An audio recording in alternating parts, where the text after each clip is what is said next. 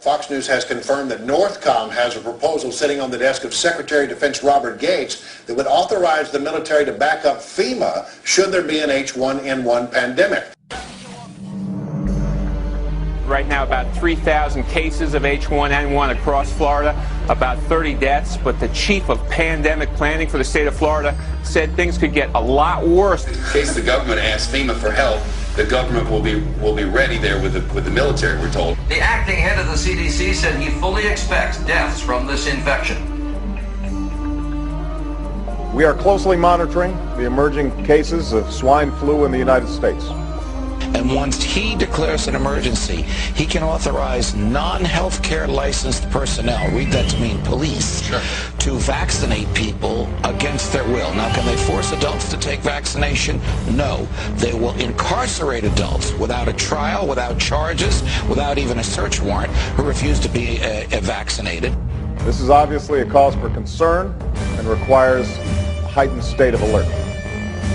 There have been 2 more H1N1 related deaths in Rhode Island. 36 children have died from the virus. 76 children have died from the H1N1 virus since April. The government now believes roughly 8 million children have come down with the virus. The infection is spreading. Well, stockpiling vaccines, closing schools, and letting government employees work from home. Prepare, don't panic. They say the best way to prepare is to have your family vaccinated. The vaccine appears to be safe. The Obama administration is considering implementing a new fall vaccination program against the flu. Composed of mercury, and it's been proven to cause not only Guillain-Barré syndrome but also autism.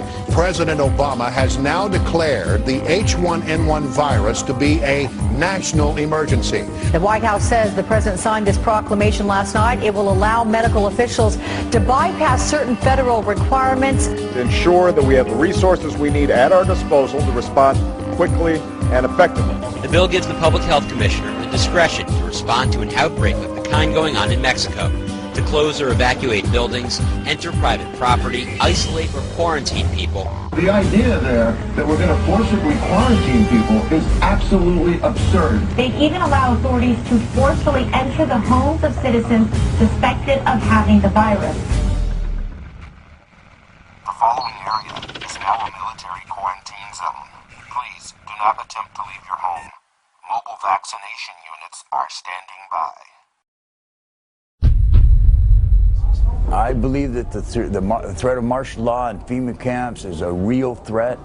I believe that our administration and the prior administration has been setting this country, staging the country to pave the way to martial law by creating pandemic scares or whatever it is to induce this hysteria.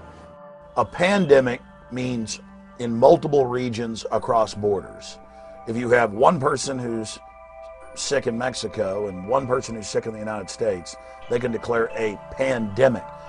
But in the people's minds, it conjures up the image of an epidemic, which is in one nation, but generally is associated with widespread numbers of illnesses and deaths. Pandemic scenarios are a convenient and effective way of carrying out mandatory vaccinations and for making the realization of mandatory quarantine camps a reality. The World Health Organization is holding emergency meetings and may declare a worldwide pandemic. At that level, trade could be restricted, sports events and concerts could be canceled, and borders could be closed.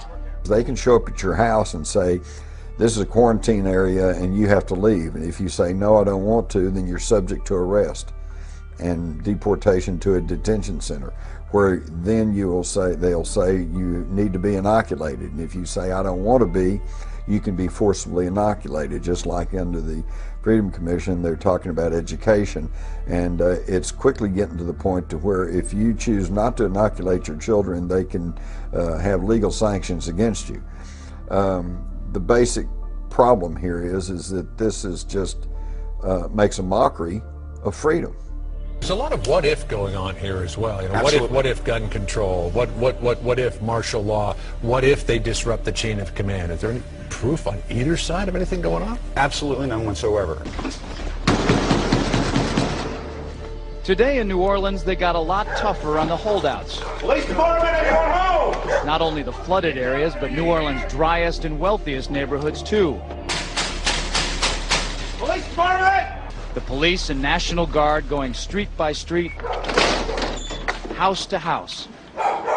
We need to make sure, too, that whenever we knock on doors, people refuse to leave. We need to make note, call it in. So they say, but we want to stop these things before they happen. But at the same time, the question has to be asked, are they planting seeds in people's minds that these things could develop when really there's no likelihood that any of this is going to happen? Sometimes entering open houses with guns drawn and instructions to disarm anyone inside. You say guns will be taken? No one will be able to be armed. We will take all weapons. That happened today in this wealthy neighborhood where homeowners had armed themselves to protect their mansions. Residents were handcuffed on the ground. They were a little bit threatened because our weapons were bigger than their weapons. For many of the police and guard troops, it is an uncomfortable job to do this in an American city.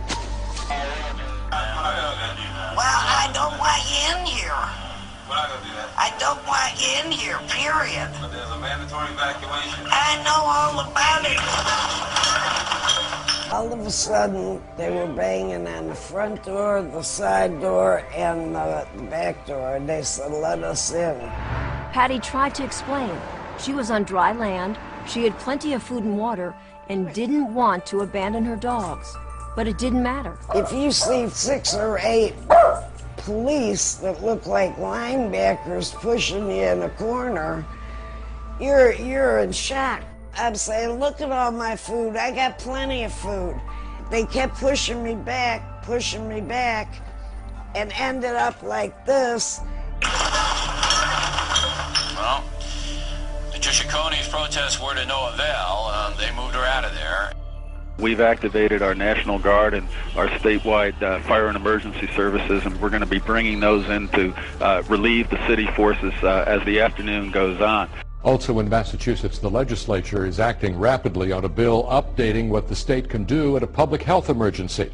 Massachusetts proposing legislation that would allow police to forcefully quarantine residents and even impose martial law without a warrant. In the state of Massachusetts, both houses of the legislature have enacted this law, and once Governor Deval Patrick signs it, and he says that he will, it'll become the law, and it will allow him to declare an emergency. And once he declares an emergency, he can authorize non-healthcare licensed personnel, read that to mean police, to vaccinate people against their will. Now, can they force adults to take vaccination? No. They will incarcerate adults without a trial, without charges, without even a search warrant, who refuse to be vaccinated. This is what the statute authorizes. It also authorizes the statute also authorizes the police to remove children from adults, vaccinate them against the will of the child and the will of the parent. Evacuees are flooding this embarkation center. Now, despite the large number of people and pets, things are running very smoothly. Now, this efficiency can be attributed to a technology solution brought on by Radiant RFID, which uses RFID wristbands and RFID portals. The jurisdiction is able to get an accurate manifest on every single person getting on the bus just by walking them through this simple portal. Pets and critical medical equipment belonging to the evacuees pass through this RFID portal and are immediately added to the manifest as well. Bus loading personnel no longer need to scan each person on the bus with a barcode system like this one, a process that can be consuming when time is of the essence. All right, guys, Armed Ghost 1984 here with you on Monday, June the 29th. I'm cruising down the road, and lo and behold, what did I come across? Look at this bad boy. Woo! How you like that? Brunswick County Emergency Services Mass Evacuation Bus. Are you guys kidding me? Mass evacuation bus. What on earth is this thing all about? The Military Commissions Act, one of the names that went by was HR 6166, if I recall. And that was the last Congress in the Bush administration passed that one. And that allowed for Americans to be secretly rounded up with no trial and secretly even executed. And that also had discussion of detention in that legislation. And I remember when that came out, I said, this is, I can't believe that America is involved with something like this. Who knows? Who cares? My thing, I don't care, is who am I going to ask? Am I going to test it? Am I going to use it on my dog, my kid? That's not the point. I don't care how safe and effective it is. That was not the point. It was to have the government was going to force an elixir inside my flesh without my willing consent. Not going to happen. In 1999, I enrolled in the local police academy, which is put out through Drury University, and it's to get your state certification as a peace officer in the state of Missouri. I graduated from that in the year 2000 and became a state certified peace officer. You know, there's a lot of legal training of what you're allowed to do, what you're not allowed to do. There's many, many hours of that type of training. Of course, there's also your firearms training, hand-to-hand combat training, defensive driving, use of baton, use of shotguns, use of handguns, takedown tactics, domestic violence training, working with DWI and narcotics. I've received training on all of those areas. I was working for one of the local hospitals as a security officer, and my supervisor notified me that there was a training opportunity. A team was being formed with Homeland Security, and they asked me to be part of this team, and so I hoping to get some extra training and also see an insight of what actually was going on with Homeland Security. I accepted the offer and volunteered to be on this team. All they told us that it would be training on chemical, nuclear, and biological terrorism. We've been taught for several years that nuclear, chemical, biological agents and effects are out there by several of our enemies to use at any given time. They showed a lot of slides of police officers or firemen dealing with a chemical fire or dealing with some type of chemical spill. So they would show pictures of bodies, you know, either still alive or dead that had been exposed to different weapons, so that that fear factor started setting in, and they were letting us know that how serious this was. Now to the latest on H1N1 and new figures showing a four-fold increase in its death toll. Well, stockpiling vaccines, closing schools, and letting government employees work from home. Desperate times now calling for desperate measures in the Sunshine State. Florida health officials preparing for 5 million possible swine flu cases. Primarily our job as law enforcement would be to remove the people from their homes. They told us that there would be usually the city buses or school buses would be brought into the neighborhoods. We would go door to door in teams, and we would evacuate the people from their homes and take them to a decontamination area. They told us that this would be a rough thing for us to do, that we needed to prepare ourselves physically and mentally for the fact that we are removing people from their homes, that a lot of people aren't going to want to go. They may not realize that there's some type of danger out there, they told us, and that it would be for their greater good for us to take them to these decontamination areas for their safety. So we talked about having to actually go door to door, knock on the door, explain to them what's going on, that they need to come with us so that for their safety, so they can be decontaminated, because they may already be exposed. And they told us that, you know, people aren't going to want to leave their home, but this is not an option, that once the orders are given that a mass evacuation must happen, it has now become law. If you've been diagnosed with probable or presumed 2009 H1N1 or swine flu in recent months, you may be surprised to know this. The odds are you didn't have H1N1 flu. In fact, you probably didn't have flu at all. We were told that takedown tactics would be necessary. Some of these people will not go willingly. We must take them down. Of course, they brought out, most law enforcement are familiar with the zip tie handcuffs, the plastic zip tie handcuffs, and that's what we would be using because they're cheap and easy to use.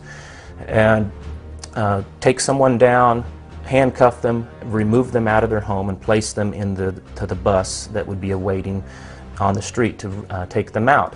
They also talked to us about the fact that a lot of homeowners have a weapon in the home. especially in this area. I mean, this is southwest Missouri, so there's a lot of, it's a fairly gun-friendly state, and they warned us about that there's going to be homeowners that may have a gun in the home or may have a gun on their person. So be prepared to use tasers, pepper spray, and possibly even lethal force. But there were 4 of them with rifles and holding on us with our hands in the air until they got in our boat. So they got on the boat and they asked us, do you have any loaded weapons? Yes, we do. They're in the 2 back compartments. Wayne went to show them where the gun was. And he screams, don't touch it. Don't even move. I'll get it. We've removed them from their homes. We put them on a bus. The bus goes to a designated quarantine area, which might be the local hospital, it might be a local church, might be the local school or local community center. The buses would pull in. There would be armed security already there. We would remove the people off of the buses and they would get in a line in front of that tent, and that's where they would go in to be decontaminated. Local, state, federal, and private agencies, they are all taking part in a week-long domestic emergency response exercise. They're testing their ability to respond to multiple disasters in the Chicago area. Our job would be to go around the building, find every exit, and make sure that it's secure with chains and padlocks, so that there would only be one entrance and one exit only. You're looking at behind me is the triage area that is being set up to deal with the victims. The people get off of the buses, we line them up. Then they told us, and this was the part that really started bothering me, that before they can enter this decontamination area, they must be stripped naked so that they could be decontaminated. And they said that, people are not going to want to do this. It could be snowing outside, it could be sleeting, it could be raining, it does not matter. They must be stripped down naked. An officer on either side of the line, right at the entrance of these tents, armed, ordering someone to remove their clothing. If they did not remove them, they were taken to the ground, handcuffed, and the clothing would be removed by force.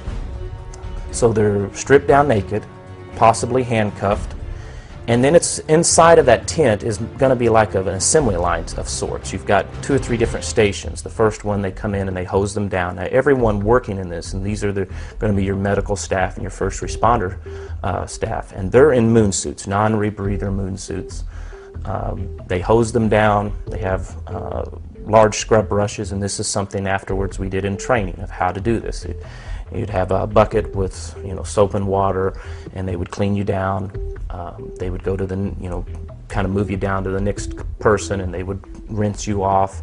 Next person would dry you off, and then at the end you would receive a vaccination. They specifically told us that there would be most likely in every scenario there would be vaccinations given, because they don't know what you may have come in contact with. Now, did they go into detail of what that vaccine would be? No, they did not. But they did say that there would be vaccinations, and then they would receive clothing, which most likely would be some type of jumpsuit or hospital-type scrubs like you would see at a jail.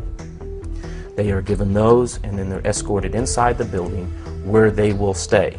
That they would be there until released by the local government, or they would be there until they would be removed to transfer to another more secure facility. They didn't go into detail of what type of more secure facility, but I guess you could use your imagination of what we're talking about. And I'm sitting there and I was trying to figure out, I'm thinking, why the vaccinations? I mean, there could be some things if it was a pandemic virus. Maybe I could see that, but most vaccines need to be given before you're exposed to the virus for them to work. You don't get the flu and then get the flu vaccine. It usually doesn't work that way. It's usually beforehand that you have to get it. But they said several times that at the end of this decontamination line, you would be given a vaccine, you would be given clothing, and then taken into the quarantine area. Under a program sponsored by the Department of Homeland Security, police officers were trained to go door to door, removing people from their homes with deadly force if necessary, escorting the people to school buses, and being delivered to a decontamination area, usually at a school or local church, where the subjects will be hosed down, scrubbed down, given a series of vaccinations, and held prisoner until they can be transferred to a more secure facility. The Department of Homeland Security has these programs embedded in the policing communities across the United States, just waiting for orders to be given. First of all, there is no constitutional validation for rounding people up, detoxing them, mandatory vaccinations, and then sending them to secure facilities. I mean, that whole description is exactly what they did to the Jews during the Holocaust. I mean, we round them up, we, give them group showers, we give them mandatory vaccinations, and, at the end of that tour, they put you in ovens. I mean, waiting until you're walking into the oven, that's too late to complain. If you didn't complain a lot sooner than that, I mean, you lose. Months before the swine flu vaccine was even released, we were receiving reports from across the United States that public schools were forcibly inoculating school children with the seasonal flu vaccine, telling parents it was the law. They're doing vaccinations in the schools, there are clinics in the schools, there are nurses in the schools. When parents went to court, they found out that it wasn't the law, and the schools then backed off saying, oh, it was just an accident. Now we're seeing a replay of that, where schools across the United States, from Kentucky to New York, are forcibly inoculating children with the H1N1 flu vaccine, even when their parents have instructed them not to do so. And again, when the schools get caught, they say, oops, we made a mistake. What's happening is, in years past, there's been a massive backlash against the hundreds of vaccines that are being pushed against the population. The Gardasil shot for supposed cervical cancer, the MMR, the rising rates of autism from 1 in 25,000 20 years ago to 1 in 96 today. And so because there is this big backlash, they're hyping the H1N1 really as an excuse to try to set the precedent to forcibly inoculate the population. That's what's really happening here. The main thing that we looked at, all I wanted to know was, can Arizona use legislation in some way to forcibly inoculate an individual resident? That's all I wanted to know. Where is that information? Finally, we did get a call. I got a call at home, as a matter of fact, from a representative from the Arizona Department of Health. And what they said was, they go, yes, there is a plan. And they finally gave me on the net where it was. So I went there and I started looking at it. What they had done is they had a mechanism in place waiting for a declaration of emergency from the federal government. At this time, you remember that the World Health Organization was giving us the highest rating. The entire planet was going to fall ill. Well, that didn't really happen. It was just a trigger for the national government here in the United States to declare a national emergency. That triggered the ability of the governors to be able to declare a state emergency that would enact a bunch of provisions in this plan.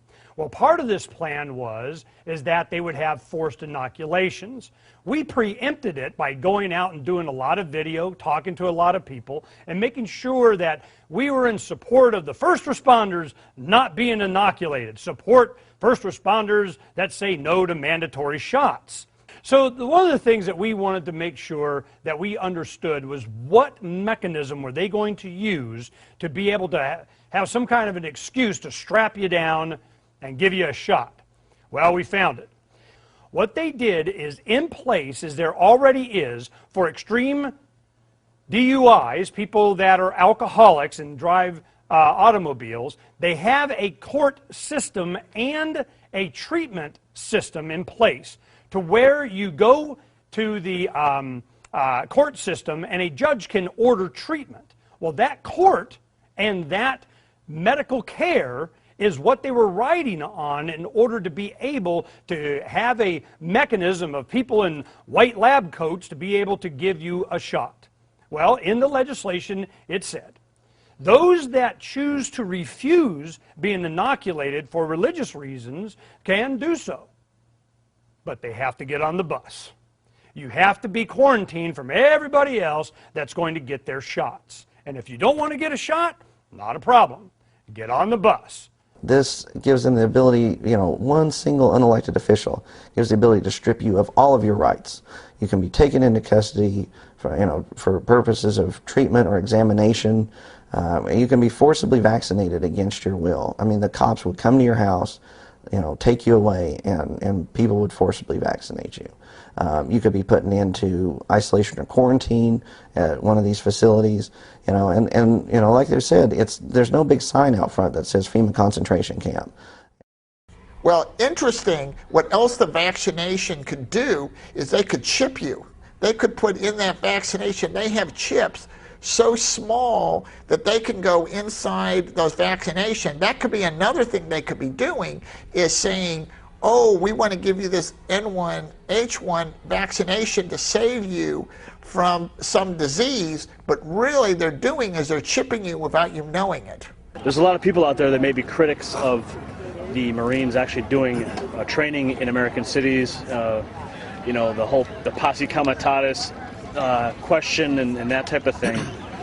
What are your thoughts on house-to-house gun confiscation, or if the Marines would ever have to do that in America? I really don't want to speculate on that. I'm a corporal in the Marine Corps. Posse comitatus applies to law enforcement, and that's not something that the Marine Corps is in the business to do. We are America's 911 force in readiness, especially in the 26th MU. We train on American soil in order to prepare ourselves to deploy into the rest of the world. The reason we're here is for urban training to use wherever we may need it. The federal requirements that are being waived for the H1N1 national emergency is the First Amendment to the Constitution, which is all about civil rights, life, liberty, pursuits of happiness, freedom of religion, and equal protection under the law. All of these are being trumped by this declaration of national emergency by the executive office, which actually follows suit with states' model state emergency health powers acts that have been advanced throughout the states to virtually do the same thing. The Model States Emergency Health Powers Act was presented to Congress in 2001. The purpose of it was to update public health laws, and it was right after the anthrax scare, and so bioterrorism was an aspect of that. The thought was that we needed to modernize our public health laws for new considerations like bioterrorism. The purpose of it was to create a template for the states to give to the state legislators to update, modernize, or harmonize their laws. And of course there was financial incentives added to that. As far as I can tell, most states have adopted them in full or in part. And the problem with it is that it gives overbroad power to the governors and an unelected health official, usually your health commissioner, to take your property, to quarantine or isolate you or your property, to force treatment, examination against your will, and it also involves the police. In Oklahoma, the commissioner may issue an order for the examination of any individual under the suspicion or confirmation that said individual has a communicable disease. So in other words, on one man's word that he suspects you have a communicable disease, you can be taken in and examined against your will, and then it goes to treatment. The commissioner may issue an order for the treatment of any individual suspected or confirmed to have a communicable disease. The commissioner may also order the treatment of any individual or individuals exposed to certain infectious agents. So in administrative rules, we find that the Commissioner of Health, who's an unelected official, he can issue an order for examination of any individual or group of individuals based upon suspicion or confirmation that they've been exposed to a communicable disease. Treatment, they can order upon suspicion or confirmation that someone's been exposed to a communicable disease. They can order the treatment, and it just says treatment. It doesn't define that. So based on the health commissioner's idea of what you need to be treated with, it could be a vaccination, it could be anything. Isolation or quarantine, they can isolate or quarantine you based on suspicion or if you're reasonably known or suspected to have a communicable disease. Quarantine, same thing. And another thing that is really worrisome about this is that private property. I think your body is probably the most private property that you own, and that's out the window, but so is your real property. So the commissioner may issue an order to quarantine a facility, a complex, a campus, so any premises basically. They can shut it down. Property, people, everything. When they made preparations for mandatory vaccinations, this was done by Homeland Security with every state. Calves are the source of smallpox vaccine. Cattle are subject to a weakened form of smallpox called cowpox. Large quantities of vaccine are produced by infecting healthy calves like this one with live cowpox virus. The virus multiplies rapidly, and by the 5th day, crusts have formed on the skin wherever the calf was infected. These crusts are collected. They contain the live germs which will serve as vaccine for human beings. Glycerin is added as a preservative and to provide a vaccine in fluid form. From this mixture, individual doses of the vaccine are prepared. The vaccine may be supplied in a capillary tube like this and applied directly to the skin from the tube. The feds were already quietly hyping the fear in local governments in January of 2009, 4 months before the outbreaks began in Mexico. But even in Mexico, you only had a few deaths. Why was all this fear being generated by the mainstream media? The Obama administration declared a public health emergency after 40 cases of swine flu were confirmed. This is obviously a cause for concern and requires a heightened state of alert. And the U.S. has started to test a swine flu vaccine on children and adults. There's a bit of a rush to test a new flu vaccine. Now, like you said, about 12,000 children in Oklahoma are going to be tested with this vaccine to see what the side effects are going to be. And like you said, here in the United States, we call that being a guinea pig. They basically use the scare tactic, which I call the Chicken Little theory. The Chicken Little theory is the sky is falling. They keep saying the sky is falling, the sky is falling. And the media, which is part of the problem, because the media is basically a spokesperson for the U.S. government. It tells the people whatever they want to hear.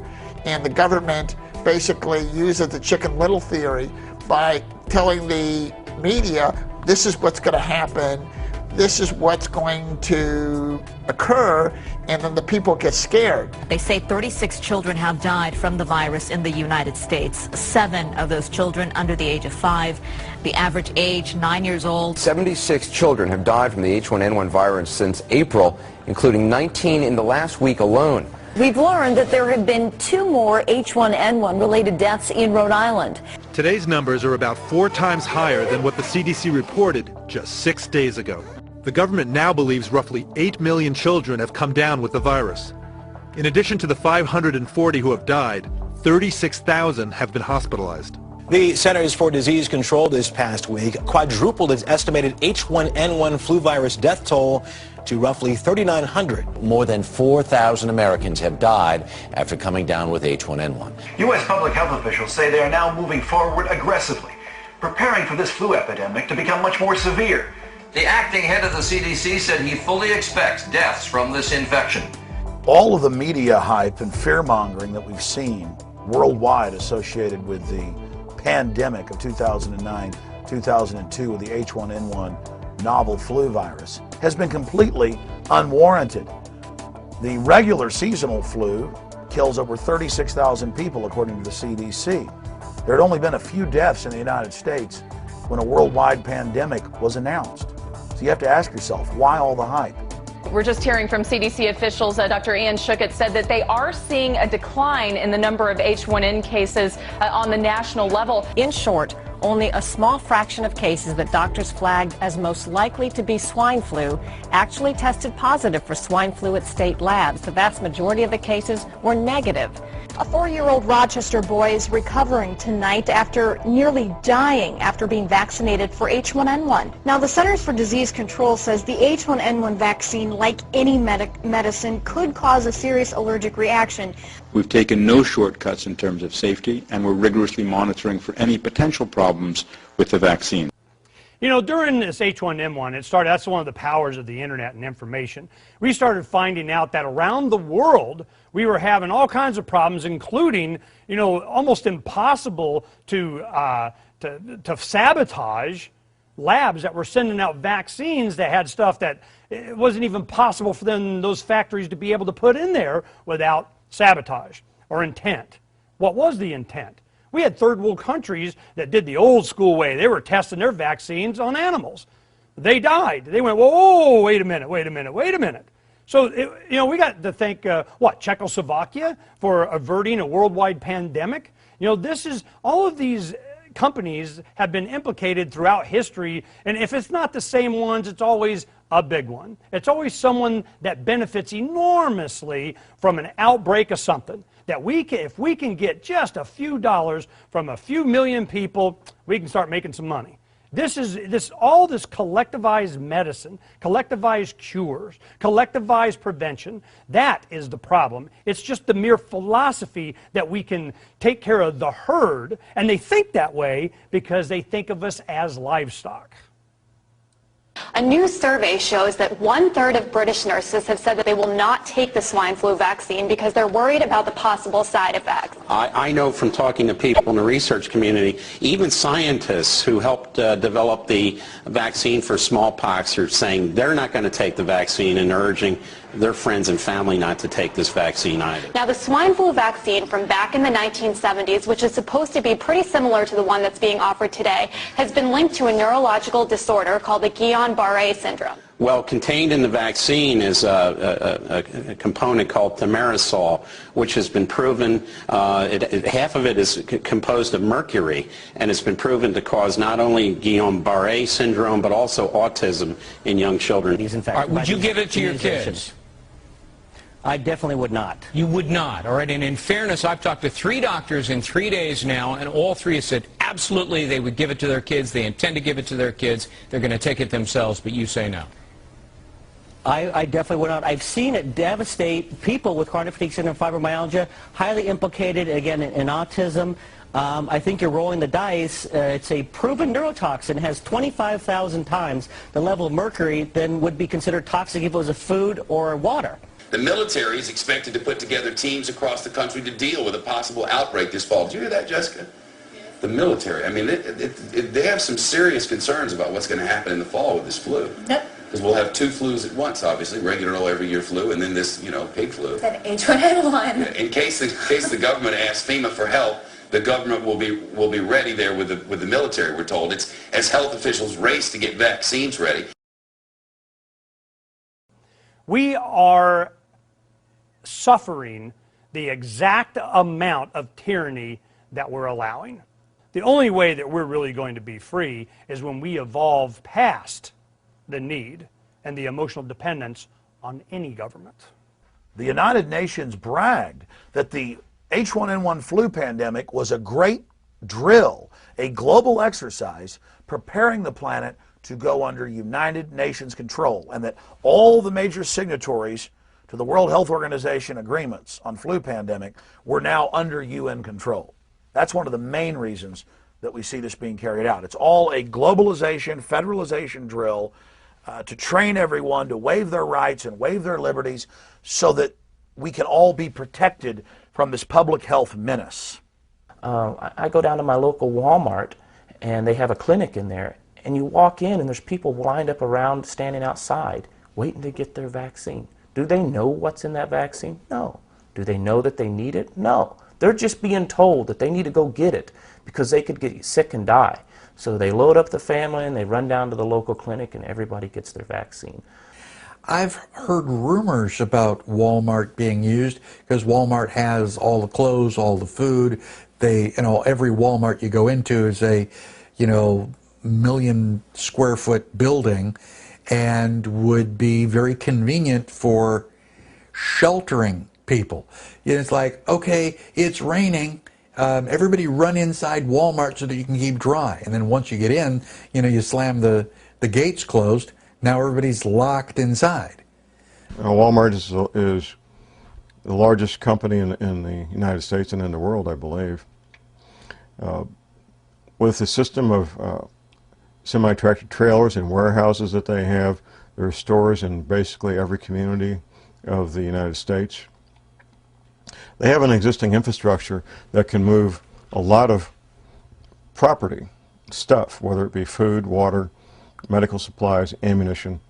That infrastructure can move literally hundreds of tons of food and ammunition and medical supplies very efficiently and very quickly. But it's not just preachers and the InfraGard executives that have been recruited to help carry out this tyranny. They are now getting Walmart involved. In fact, for several years, Walmart has taken part in mass drills where locals simulate coming to the Walmart parking lot where they're given a jelly bean as a symbol of their forced inoculation. Well, I can't address the FEMA camps, but I can address something very closely related, and that is the restriction of travel. And in my research, which really began with looking into toll transponders being used on cars and has now expanded into looking at how tolls are being very specifically used together with information or with planning for a potential epidemic to actually create choke points, to create borders of states where there would literally be no leaving a state. A state could be locked down, where we may actually be moving to a plan in the future where crossing the border from, say, New Hampshire into Massachusetts would be akin today to crossing the border from America to Canada. So that's really what has me very concerned. You don't really need to round people up in FEMA camps if you can simply lock them down. I'll give you one example. The city of Cambridge, I recently interviewed on my radio program a city council member from Cambridge who had given back money that was used to install video cameras, federal money for video cameras, at all the points of egress from Cambridge. And she said, why do we need this? And the answer was, well, in the event that we have to shut Cambridge down and keep people in, we need to know what the routes are out of the city so we can set up checkpoints and prevent people from leaving. You know, if I have the United States government telling me that there's an enormous threat, either a bacterial, alien invasion from Alpha-Sin, whatever, that there is war, imminent war, missiles coming, details at 11, and they are going to use anything they can to put me into a state of mind that I am willing to go to some camp, that I'm willing to be relocated, that I'm willing to be taken from my home forcibly, then they're the bad guy. It's very important to understand that when you see Barack Obama or Merkel of Germany or Brown of Britain come out and announce that their countries are under an emergency, that is done in accordance with the United Nations. And that's done so executive orders signed by all of these countries can be activated, which supersede the rights and liberties of the people and allow quarantine, forced inoculation, mass arrest, lockdown of cities. Even states have passed laws to mirror the federal and international. Texas passed a law that during an emergency they can lock you up, make you wear a bracelet, make you go to a FEMA camp. We know through the clergy response teams, they're training pastors all over the nation to tell their flocks to take the inoculations, to go to the relocation centers. Well, what's the difference? What's the difference between Bush and Obama? Every wrong thing that Bush was doing, Obama has taken it to the 10th power and has accelerated it and made it worse. Was Bush a socialist? Absolutely. Was Bush a good president? Absolutely not. Did he do things contrary to the Constitution? Absolutely. Did he get us involved in foreign wars that we should not be involved in? Yes. Was he willing to compromise our freedom and security and safety for his own political patty caking? Yes.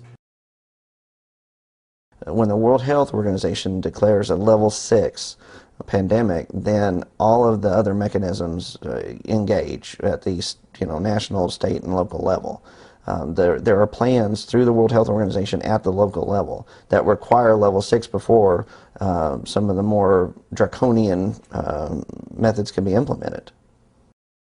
Mandatory flu vaccinations, or mandatory quarantines, mark a pivotal role in this nation's fight against civil injustice. If a person truly has control over their own body, then how can any government force them to be inoculated against their will? With the simple declaration of a national emergency, the Constitution can be suspended indefinitely. I work over in this area, and it's an industrial park, so there's not many people around. One day I'm driving around and I see, hundreds of people walking down the sides of the road, and I was trying to figure out what was going on. Well, ran into a police officer, and he said that they had evacuated people from Hurricane Gustav and were housing them here at the Lucent building. They all had their little bracelets on and stuff, and I guess if they weren't in by a certain time, they got locked out. So, they had the portable bathrooms in there. They had the gate where they locked them in at night and kept everybody else out. For decades, there's been discussion about FEMA detention facilities and how they could be utilized. It was unclear how anybody could be rounded up because it was, assumed that everybody would resist on a mass scale. Well, now we're starting to see scenarios where people would actually demand that their friends and neighbors be rounded up. This is a new virus. It has skipped from one animal species to another. This has a little bit of bird, a lot of pig. It's in humans. It is new to most Americans. It is going to cut a swath through those who have no immunologic memory for it. What I worry about is that there's enough distrust of the American government, and people are trillioned out and numb over the Wall Street thing, and they're going to look at Big Pharma and go, please, just another way to make a buck, and they're going to go, don't tell me what to do. You had the H1N1 vaccine that was fast-tracked, skipping all but the most preliminary tests of safety and effectiveness, while at the same time, the U.S. Secretary of Health and Human Services signed a document that gave legal immunity to the vaccine manufacturers and officials alike. Under the provisions of a 2006 law for public health emergencies, vaccine makers and federal officials will be immune from lawsuits that result from any new swine flu vaccine.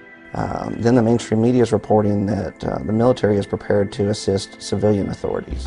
The military is expected to put together teams across the country to deal with a possible outbreak this fall. Fox News has confirmed that Northcom has a proposal sitting on the desk of Secretary of Defense Robert Gates that would authorize the military to back up FEMA should there be an H1N1 pandemic. The proposal comes from Northcom Commander Victor Renoir, who wants permission to set up 5 regional military teams who will respond if FEMA says it needs help.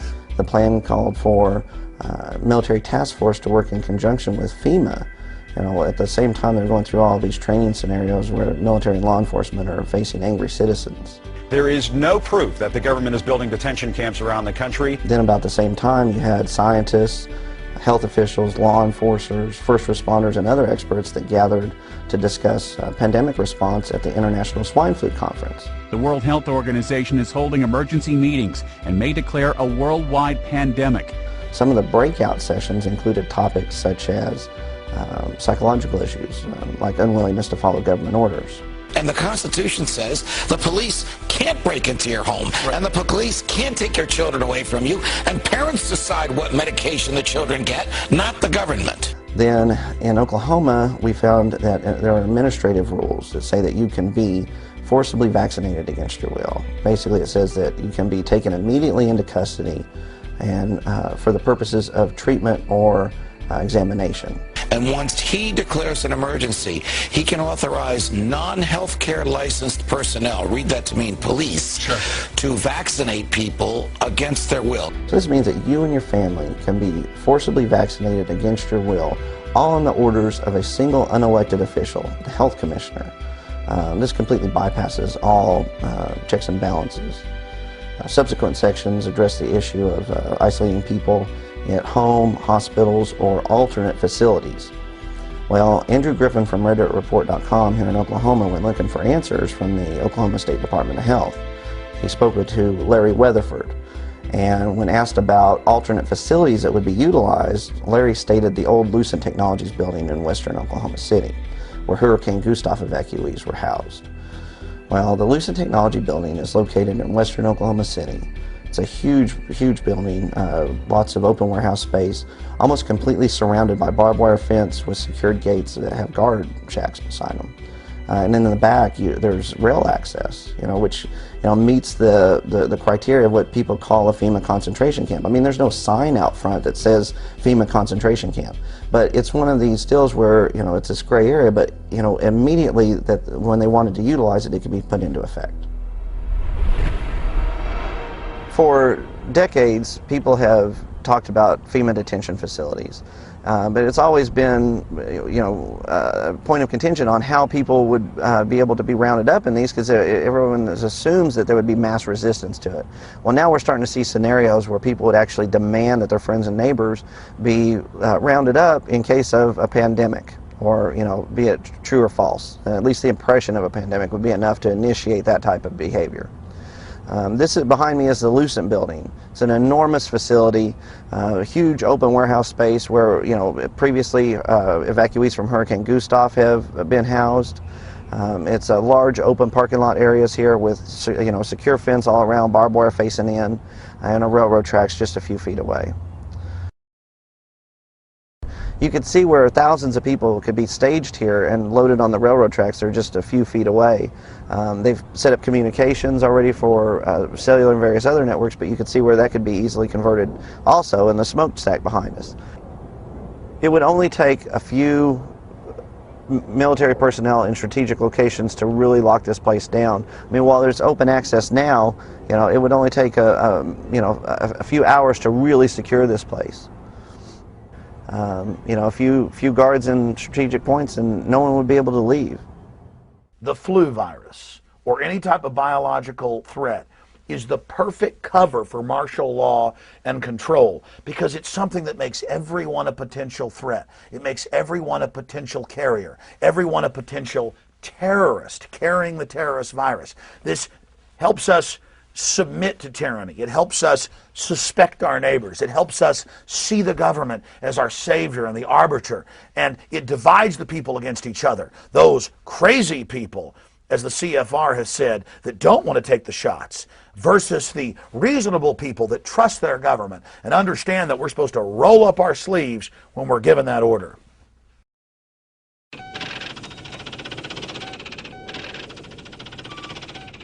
I don't know if it's true, but I've been told that 3 days without food, your neighbors are willing to steal from you.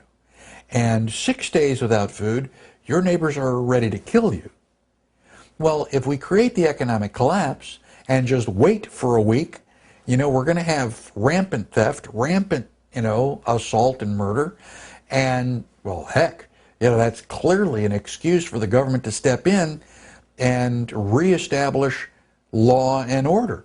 The problem is they're reestablishing their law, their order, where they are in control, and any of us that, disregard a direct order are now shot and killed. When the economy first started to crash, we knew what was going to happen. There was going to be a government bailout, just like they did in the savings and loan scandal in the late 80s, early 90s. Here in Arizona, we took a hit. We could see the same thing was going to happen. We had really hot real estate. We had, the bubble was inflated as much as it could go. They were building more homes than they had people that would even go look at them. There are many triggers to institute expanded, unconstitutional, federal and international control. And chief among those is an economic collapse. We already saw that in October of 2008 when the Congress wouldn't vote for unlimited money to be given to the very same private banks that had orchestrated the crisis. Secretary of the Treasury at the time, Paulson, went before a closed session and threatened them that martial law would be declared if they didn't submit to what J.P. Morgan Chase and Goldman Sachs were doing. Many of us were told in private conversations that if we voted against this bill on Monday, that the sky would fall, the market would drop 2,000 or 3,000 points the first day, another couple thousand the second day, and a few members were even told that there would be martial law in America if we voted no.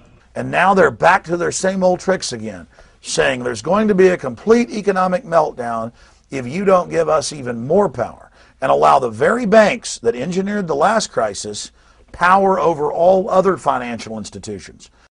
As a senator, Obama supported the nearly $1 trillion Bush TARP program, which gave money to insolvent banks and Wall Street businesses. When his administration took over, Obama ushered in his own $1 trillion America Recovery and Reinvestment Act, 28% of which has been set aside for entitlements. This act was supposed to save our economy by stimulating the economy, creating jobs, and rebuilding infrastructure. Yet the financial crisis has not yet been averted. The housing markets have not recovered. Unemployment still hovers close to 10%, and according to recent figures, those living in poverty in the United States of America is expected to be nearly 15%, a figure not seen since the 1960s. While our nation's debt and gross domestic product are nearly the same percentage, the Obama administration preyed on the fears of many and forced yet another $1 trillion piece of social legislation through Congress.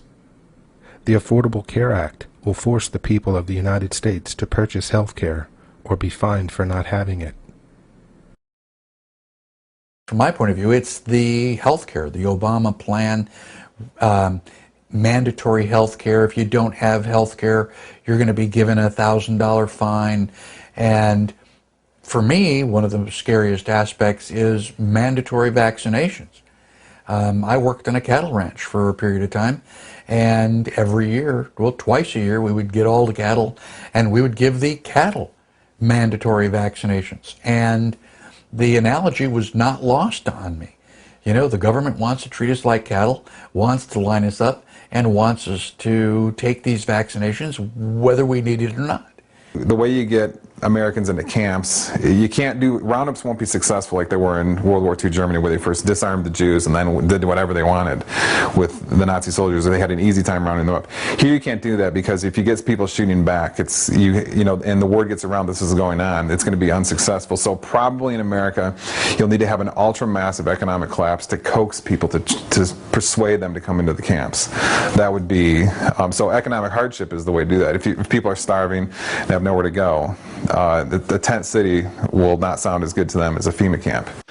The economy being in shambles, so many people being unemployed, has left a lot of people hurting, frustrated, angry, and looking for a reason why they are in the place they're in. In addition, I think that a great many people out there are very angry over things like the bank bailouts, the bailout of the auto industry. You know, what they see, I think, is a government simply pouring money into the hands, really, of the elites, of people who then go on to get bonuses of millions of dollars at the end of the year, and they don't feel that what the government has done to try and end the recession is really reaching real working people. So there's a great deal of anger and frustration out there, and that is being channeled sometimes by conspiracy theories or by scapegoating certain groups into this kind of rage we are seeing all across the country.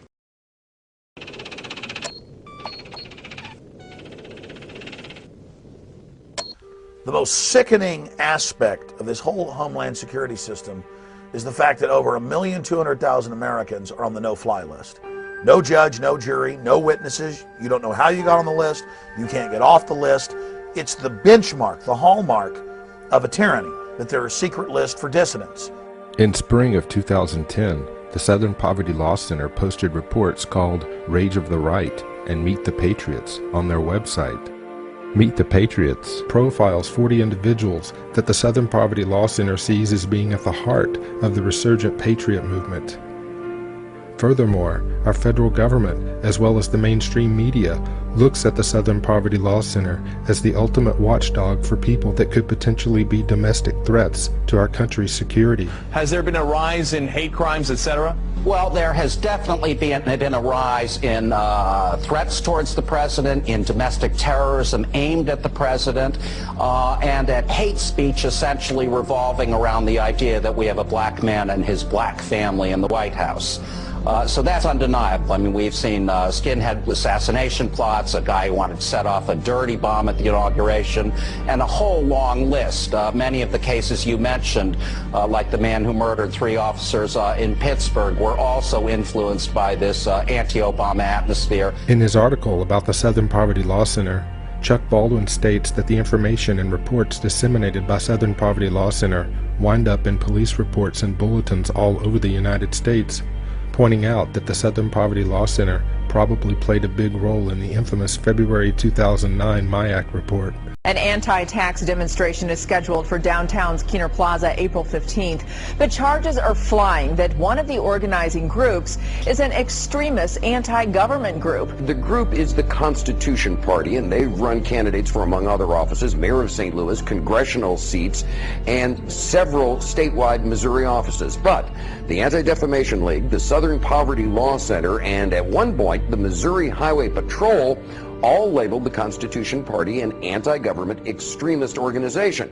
I think we'd consider it a fringe right-wing political party that we consider to have extremist roots. Last month, the Missouri Highway Patrol issued an intelligence report warning local Missouri law enforcement to keep an eye on radical organizations, and those included the Constitution Party. Several of those named in the two reports are veterans, former law enforcement officials, politicians, and even a couple of Fox News personalities. These are interspersed with a handful of independent journalists, including film producer Gary Franchi and militia members. In their spring 2010 intelligence report, the Southern Poverty Law Center claimed to have identified 512 patriot groups. The report states that being categorized as a patriot group doesn't make them an advocate of violence or hate, yet the Southern Poverty Law Center, a group of self-confessed national hate watchers, was quick to claim these groups are anti-government extremists. Founded by Morris Dees and Joseph Levin in 1971 for the purposes of ensuring the rights of minorities, the Southern Poverty Law Center claims to be an organization dedicated to fighting hate and bigotry and to seeking justice for the most vulnerable members of society. What would the Southern Poverty Law Center hope to gain by naming and profiling individuals in their Meet the Patriot report? Top-ranked Baldwin, Franchi, and others wonder about the possibility that the Southern Poverty Law Center is a front organization for Big Brother. These patriots are in the forefront, fighting for this nation's constitutional rights. The Southern Poverty Law Center seems bent on demonizing any American citizen or group who feels that the federal government is not adhering to this country's ultimate law, the Constitution. That FEMA, for instance, is running a secret series of concentration camps in order to imprison Americans, or that President Obama is secretly planning re-education camps for our children. Those kinds of ideas, certainly not in all cases, but in some percentage of cases, drive people to feel that they have to defend their kind of freedoms, their liberty, at the point of a gun. The Southern Poverty Law Center labels patriots as people who generally believe that the federal government is an evil entity that is engaged in a secret conspiracy to impose martial law. Specifically, where do you get proof, aside from some isolated incidents, that this is a growing trend across the country? Sure, fair enough question. I don't think it's at all isolated. We've got not only reports, all kinds of evidence of these groups actually doing training in the woods as they did back in the 90s. Completely overlooked by the Southern Poverty Law Center is information published in an article in the now-defunct Radar magazine. In the article, The Last Roundup, is government compiling a secret list of citizens to detain under martial law. Christopher Ketchum reports that the Continuity of Government program encompasses national emergency plans that would trigger the takeover of the country by extra-constitutional forces. In short, it's a roadmap for martial law. No one knows very much about the Continuity of Government program. Representative and Homeland Security Committee Chairman Benny Thompson and committee member Pete DeFazio sought to review the documents, but were denied, pressing DeFazio to go public, stating, "Maybe the people who think there's a conspiracy out there are right." Ketchum also talks about MainCore, a database that a knowledgeable source says contains information on 8 million Americans. Specifically, Ketchum quotes his source as saying, "The database can identify and locate perceived enemies of the state almost instantaneously. In the event of a national emergency, these people could be subject to everything from heightened surveillance and tracking to direct questioning and possibly even detention." Resurgent patriots understand that the definition of a national emergency remains rather vague. According to Department of Defense documents and past executive orders, it could be as simple as riots or natural disasters to the more complex insurrections or nationwide opposition to a U.S. military invasion overseas. Resurgent patriots are also concerned with the warrantless electronic surveillance and spying programs during which the federal government bypassed existing laws to data mine the communications of American citizens on U.S. soil. This information, along with information from other sources, gives the so-called resurgent patriots and patriot groups credibility, plausible reason for concern, and paints a sinister picture of the Southern Poverty Law Center, an organization out not to protect the most vulnerable members of society, but to suppress, degrade, and list anyone who openly questions the federal government's actions. Another controversial report and more damage control from the Department of Homeland Security. The same department that issued a report suggesting returning war veterans were susceptible to extremist groups, also issuing what it calls the, quote, domestic extremism lexicon, end quote. It's like a dictionary with definitions for various extremist or terrorist groups and some definitions.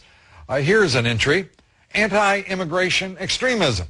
The Department of Homeland Security's definition: people who are, quote, highly critical of the U.S. government's response to illegal immigration and oppose government programs that are designed to extend rights to illegal aliens, such as driver's licenses and in-state tuition. Here's another one: single-issue extremist groups. According to the DHS dictionary, there are individuals who focus on a single cause, such as animal rights or the environment. They are also described as special interest extremists. But the reality is the Department of Homeland Security is supposed to be defending us against another attack from Islamic terrorism. That's the reason this department was created. And yet it appears to be the gang that can't shoot straight. And also, to me, it's missing its purpose. You went through all those different definitions of different types of extremists. Nowhere in that dictionary do you see the term Islamic extremist. It came to light last week that the state of Pennsylvania paid an Israeli-based company, the Institute of Terrorism Research and Response, $125,000 to compose a list of opponents of gas drilling and tax protesters to fulfill the State Department of Homeland Security federal mandate. When the matter was brought to the attention of Pennsylvania Governor Ed Rendell, he claimed to be appalled and embarrassed that his office was tracking and circulating information about legitimate protests. At a press conference, he made this declaration: "Let me make this as clear as I can make it. Protesting against an idea, a principle, a process is not a real threat against infrastructure. Protesting is a God-given American right, a right that is in our Constitution, a right that is fundamental to all we believe in as Americans." Well, unless, of course, you were protesting against the G20 in the governor's state last year.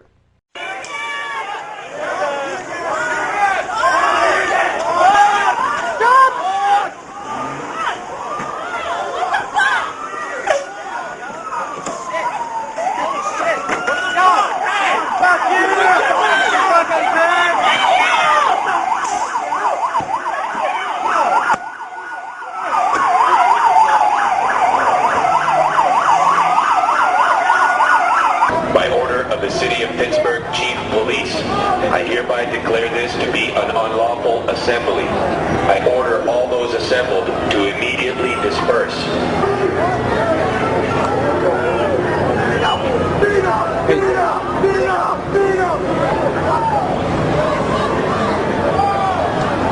I think whenever you begin to look at what took place under the regime of Adolf Hitler, what took place under Mao's China and Stalin's Russia, and on, the pattern of before you can persecute a people, before you can incarcerate large numbers of people, you have to marginalize them. You have to create the image that these people are dangerous to society, or they're extremists or radicals, call them what you will, but marginalize them from the mainstream of society so that at that point the rest of society will accept the persecution that might result upon this group. In June 2010, enemy of the Constitution-loving Americans, and MSNBC's Hardball host Chris Matthews did a piece on the Tea Party movement, Oath Keepers, Alex Jones, militias, birthers, and other patriot groups, referring to them as the New Right.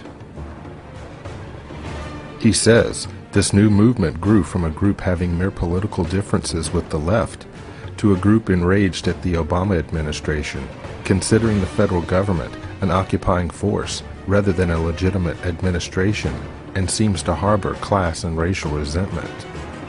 Matthews is also concerned with, as he puts it, their need for their Second Amendment rights. Matthews takes great offense to the adoption of the Gadsden flag as the symbol of the group, saying it scares him. In an interview about his documentary, Rise of the New Right, Matthews points out that there were even congressmen and congresswomen on the balcony of the Capitol building waving the Gadsden flag and inciting the crowd to protest the federal government. In the documentary, he takes his opportunity to point out the common thread running through these new writers, a fear that their personal rights are being threatened, their dislike of our nation's economic situation, government overspending, the huge national debt, and their dislike of what they see as America becoming. Matthews seems to forget that in the United States of America, we do have the right to be distressed, question authority, protest egregious acts committed by the federal government, and yes, to be armed. FEMA has been given the authority to declare martial law wherever they are deployed. And that is a very powerful authority, in that, as you should know, when martial law is declared, that your constitutional rights are dismissed. New questions tonight about an Army combat brigade being trained to deal with civil disturbances in the United States. The Posse Comitatus Act of 1878 generally prohibits federal uniformed services from carrying out domestic law enforcement duties, except in cases expressly authorized by the Constitution or an act of Congress. Critics say the brigade's training goes against one of the founding principles of our country, separation of military and civilian government.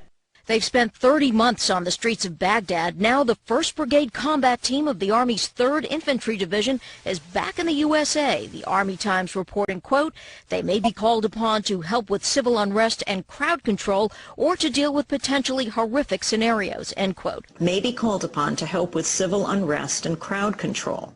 The question arises, why? And isn't that what the National Guard does? Infantry brigade is designed to engage an enemy with maximum effective force and destroy it. That's not the sort of thing anybody wants to see in the streets of the United States. Almost 5,000 strong, the brigade is based at Fort Stewart, Georgia, under control of Northern Command. One of its specialties is counterinsurgency.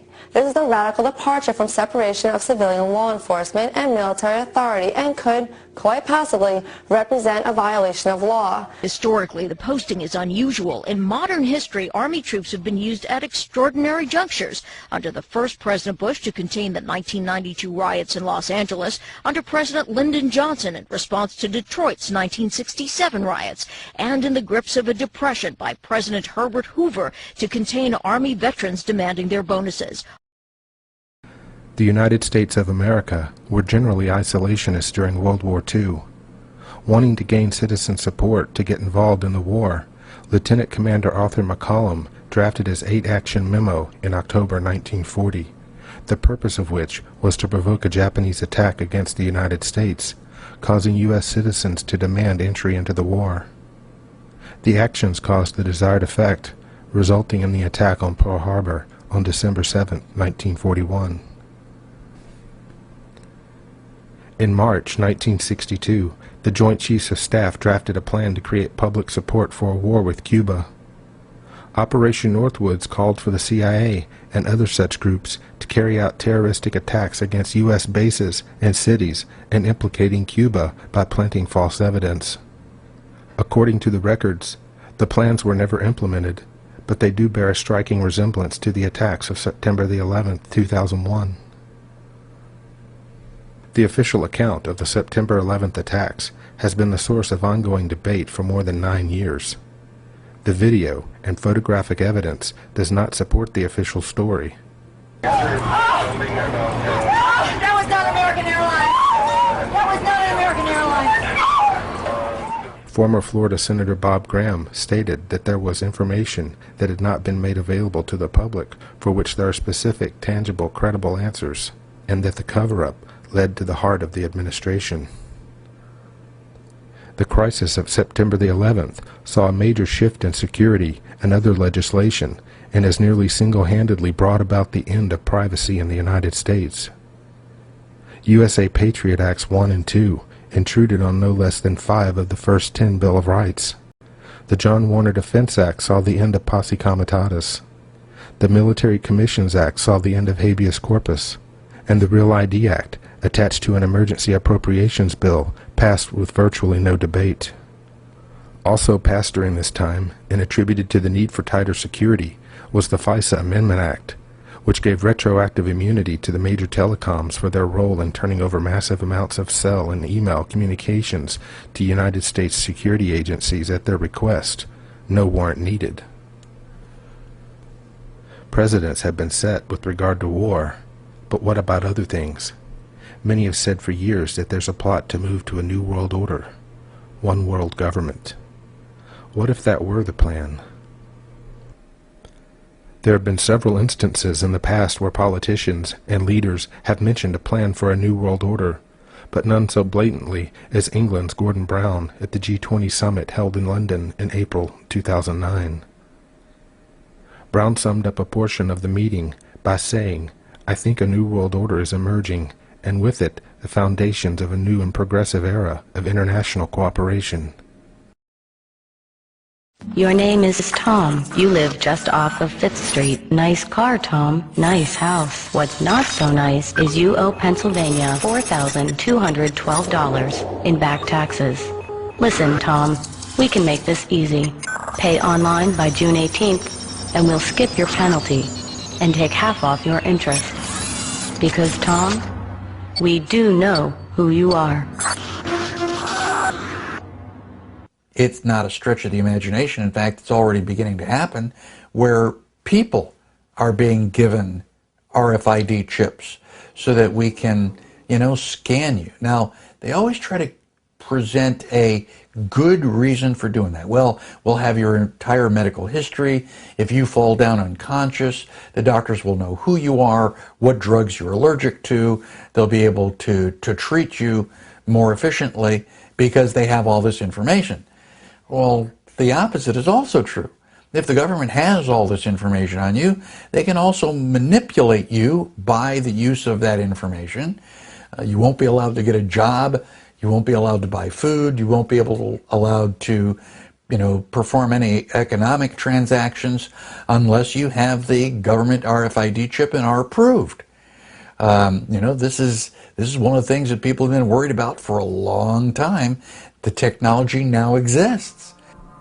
In March 2010, the Obama administration declassified details about the Bush cybersecurity program. The program, initiated by National Security Presidential Directive 54, needs to evolve and become part of an even broader national cybersecurity strategy, according to President Obama. With the population concerned about intrusion, Obama has tried to assure Americans that the government will not monitor private sector networks and internet traffic. Yet part of the program is to enhance awareness of network weaknesses and threats on the federal level, to eventually include state, local, and even private sector. Wired reported what may be of the most concern, especially from an already over-intrusive government, is the need for government to define its roles in protecting private critical infrastructure networks. That infrastructure includes internet service providers, as well as telecommunications, banking, and other networks. It should be noted that the very governmental department that is responsible for cybersecurity, CERT, the United States Computer Emergency Readiness Team, has been found to have hundreds of holes within its own security system. In the report on the vulnerabilities, it states that the proper security measures have not been implemented on the mission operating environment that would protect data from unauthorized access, use, disclosure, disruption, modification, or destruction. It might be of interest to note that the agency, founded in 2003 and part of the Department of Homeland Security, is also considered a public-private partnership, like the Federal Reserve. What is really worrying about a group like the Oath Keepers is this is a group of people who are armed by the rest of society. In the case of police officers, these are people who sometimes have the power of life and death over you or me. And what that means is if these men and women are animated by ideas that are completely false, completely paranoid and groundless, you've got to worry about who they're going to see as the real enemy and what kinds of decisions they make in stressful situations. When you look at the Oath Keepers website, the core of it is this business about the orders they're not going to obey. And it starts out with a preamble, a quote from George Washington saying, you know, now is the time, or soon comes the time when it will be determined whether we're slaves or freedmen. Immediately after that, the Oath Keepers website says, presumably in Stuart Rhodes's words, that that time is near at hand again. Southern Poverty Law Center. Heidi Byrick, one of my favorite people. She's a director of special projects. Had her on my radio show several times. And we enjoy each other's company. We talk, we have a good time, but she knows my position, and she knows I understand hers.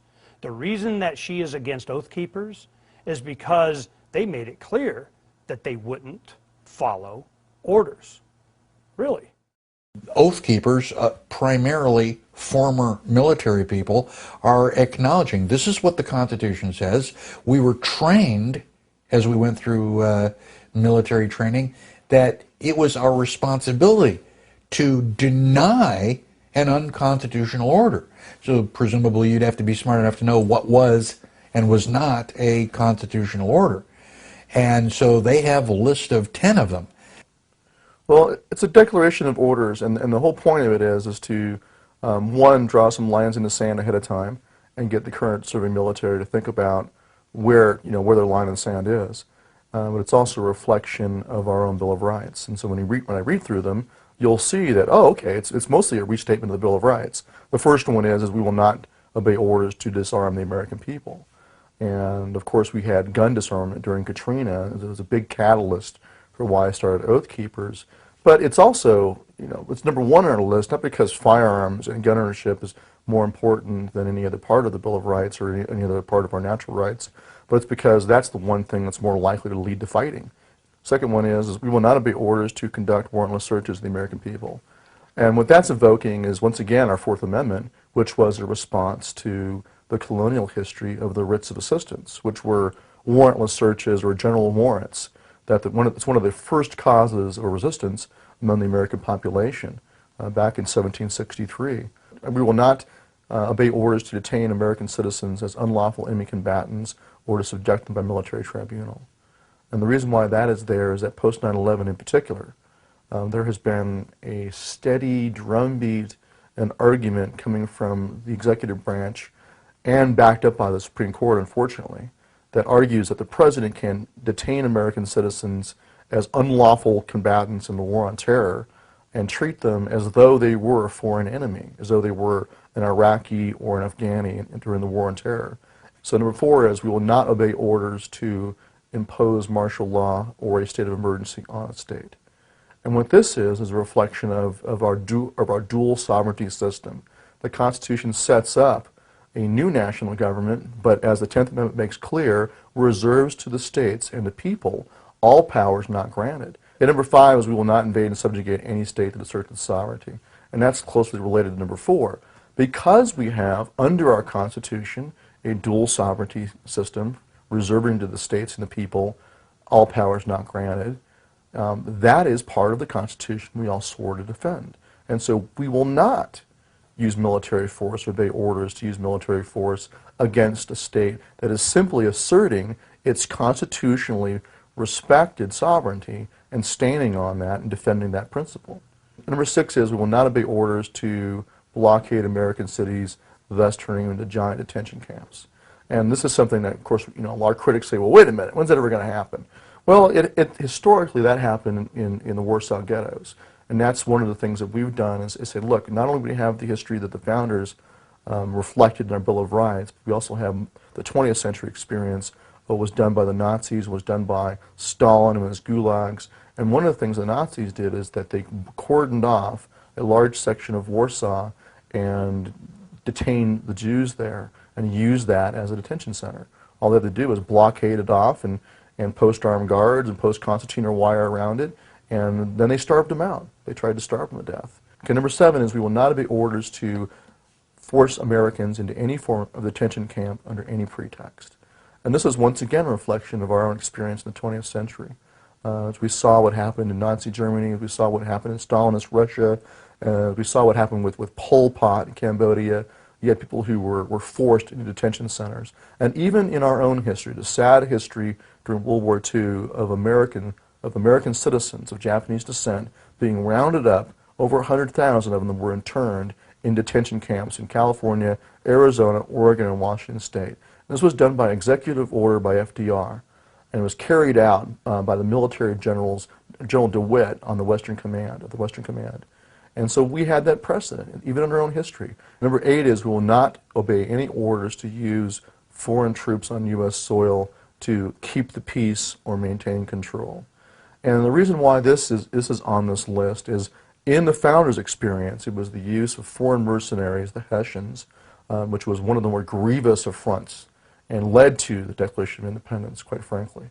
They had, even during the fighting after April 19, 1775, there was still hope they could reconcile and remain part of the British Empire. But when the Crown used foreign troops on them, that's when they drew a line and said this is just so outrageous. It's one of the reasons why they separated. Number 9 is we will not obey orders to confiscate the property of the American people, including food and other essential supplies. And once again, this is a recognition and reflection of the fact that denial of food has been used as a weapon in warfare for thousands of years. It's also a reflection of the asserted authority of the president to confiscate property and confiscate food. There have been many executive orders since the Cold War that assert this supposed power of the president to go and seize industries and seize supplies. And even had Truman seizing the steel mills during the Korean War, as it actually happened. And that was ruled unconstitutional by the Supreme Court only because Congress had expressly declared that he couldn't do that. But it left open, wherever Congress has not said no, it's left open, an open question about whether a president can do these things. And so it almost affirmed that he can, under some circumstances, go and seize entire industries. Number 10 is we will not obey orders to infringe on the people's right to assembly, to freedom of speech, freedom of association, and freedom of religion, which is simply a reflection of our First Amendment protected guarantees of our rights to assemble and petition government for redress of grievances and freedom of speech and assembly. These are every bit as important as anything else. And even though it's number 10, it's as important as number 1. If you don't have freedom of speech and assembly, then you no longer have any peaceful recourse whatsoever for correction of government abuse. We have quite a few who have joined. Out of 10,000 current members we have right now, a fair number are active duty. But a lot of them are kind of staying under the radar because they're concerned about being purged or persecuted. And so I always tell them, don't worry. I don't care if you officially join or not. The main thing is you keep your oath. It's there as the antidote against obedience, blind obedience to the man on the white horse, whether he be a general, whether he be a president, whoever he is. And they understood that people will be tempted to go along and just do as they're told. This is just the tendency of men in uniform.